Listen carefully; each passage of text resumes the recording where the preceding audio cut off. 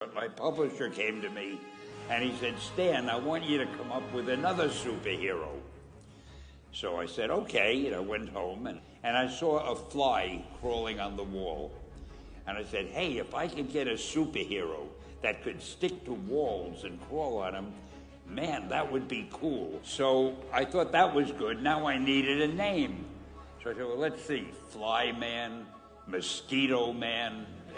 I got down to Spider-Man. Spider-Man. It just sounded dramatic. So, okay, I had my hero, I had his power, his name, and then I figured just for fun, I'm going to give him personal problems. Then I thought I'd make him a teenager, because there were no teenage superheroes that I knew of at the time. So armed with all that wonderful material, those great ideas, I ran into my publisher's office and I told him. This was my reaction, the reaction he gave me. Stan, that is the worst idea I have ever heard. First of all, people hate spiders, so you can't call a hero Spider-Man. You want him to be a teenager? Teenagers can only be sidekicks. And you want him to have personal problems? Stan, don't you know what a superhero is? They don't have personal problems. Well, I left the office disappointed, but obviously a much wiser man.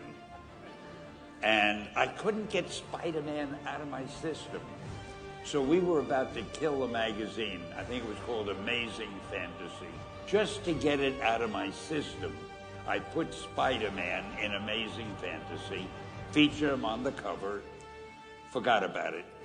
A month later, all the sales figures came in. My publisher came racing into my office. Stan, you remember that character we both loved so much, Spider-Man? He said, let's do him as a series. Now, why am I telling you this?